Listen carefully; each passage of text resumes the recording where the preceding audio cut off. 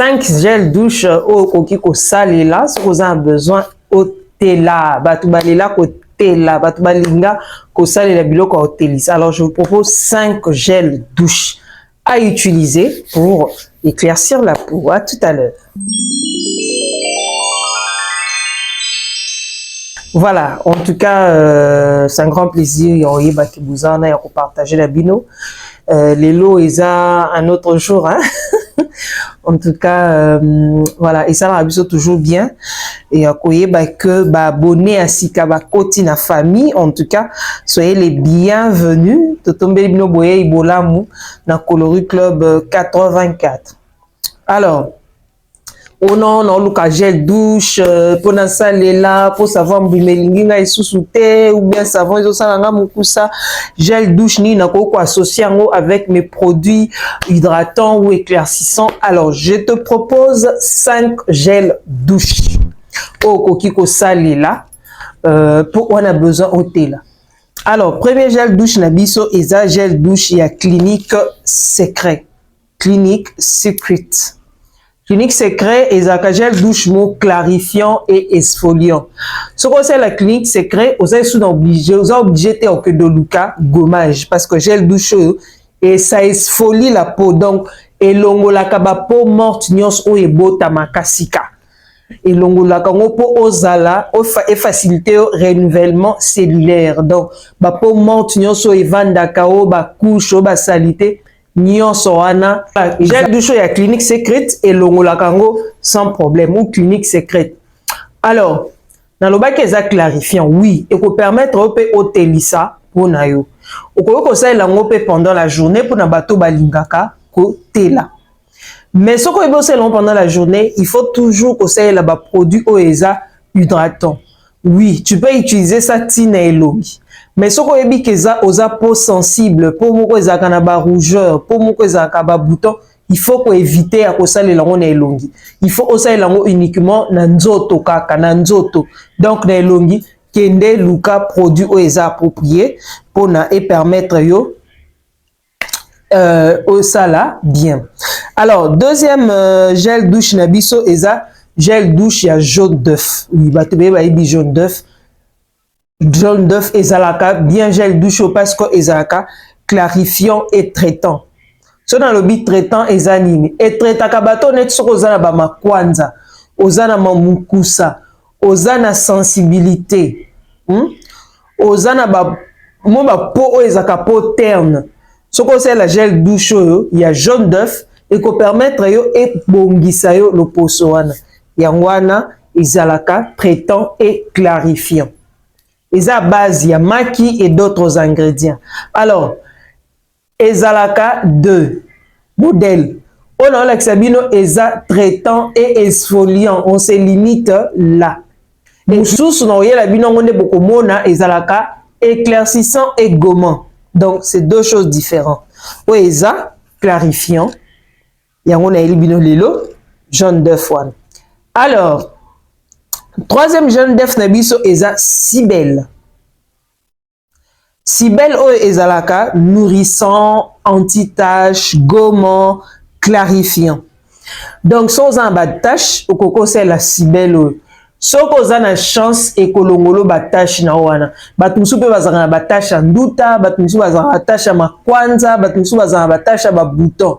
Mais soko c'est la gel douche et ko permettre et ko telisa et ko sokola pour so bato bazara po terne. Soko c'est lango et ko bongisa yo et ko sokolo vraiment pour so peau mature. Ba po wana o ekuba wana, o ko recourir nango. Mais attention na bato ya peau sèche. Alors, quatrième nabiso tozana So Clear. Quatrième tozana So Clear Gold. Voilà. Voilà, quatrième gel nabiso angwana So Clear Gold. Eza clarifiant et exfoliant. Bien angwana na expliqué déjà pour exfolier les gens qui ont du mal. Il y a pour faciliter le renouvellement cellulaire à peau na bango. Au lieu de gommage, au la gel pour permettre à ce que et sokolo les posonayo et faciliter renouvellement cellulaire ya ponayo. Donc pono ekobotama ya sika. À chaque fois obandosé lango ezo sokolo ezo longa po batumsuba sakana ba couche ya ba produit otosalelaka ou bien obimaki na moyo tambolaki ba salita nyo se vandi erozo salela so clear gold ya gel en tout cas eko sokola eko bongisa yo le posonayo.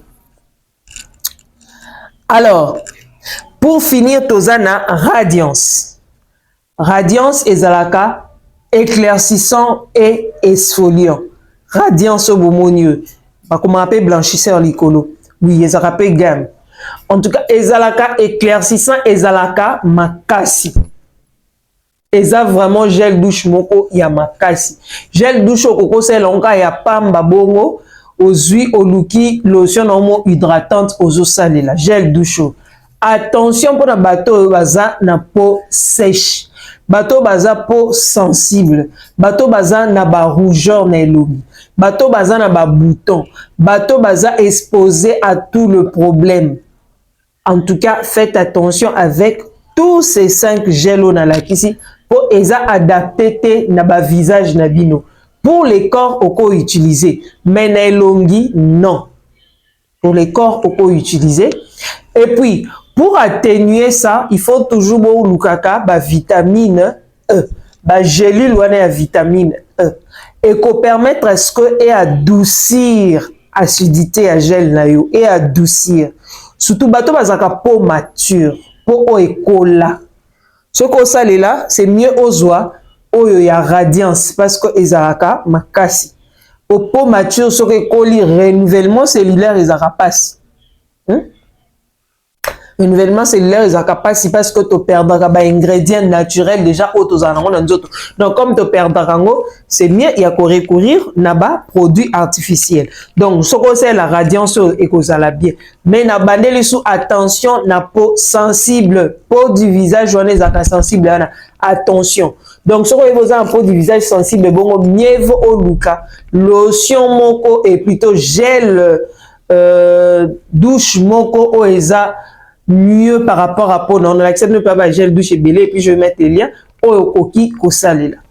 Alors pendant mon temps à peau sèche et talioté koya kutu ko tala pe tali souté peau sèche koyate ko tala li souté ko poussa na pété parce que oyo catégorie ba 5 gel oignon sur la xibino et ça rapport na bato ba sa peau sèche te peau na yo eza ya kokauka.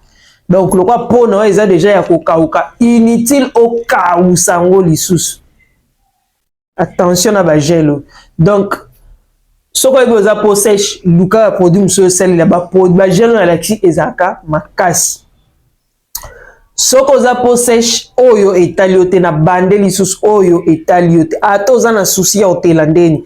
Oyo etaliote okoki po sel ngote na nzoto. Peau sèche. Voilà.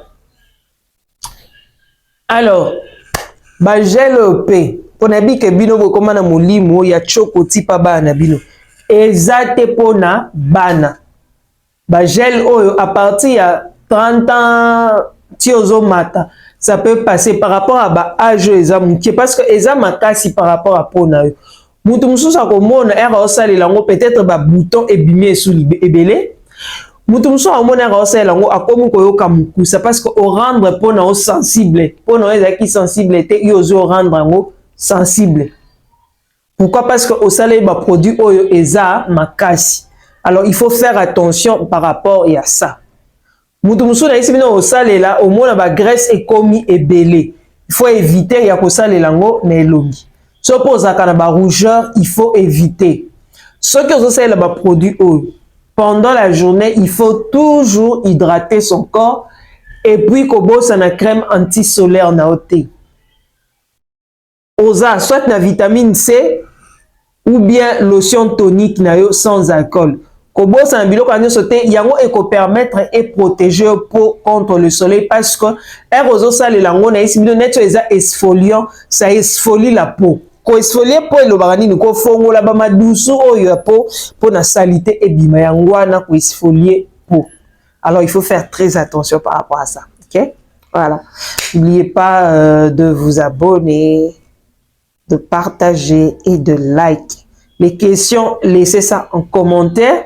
Donc, on va répondre dans le bagage si c'est nécessaire. Mais si on va répondre, c'est que les questions qui sont pertinentes. Ok? Voilà.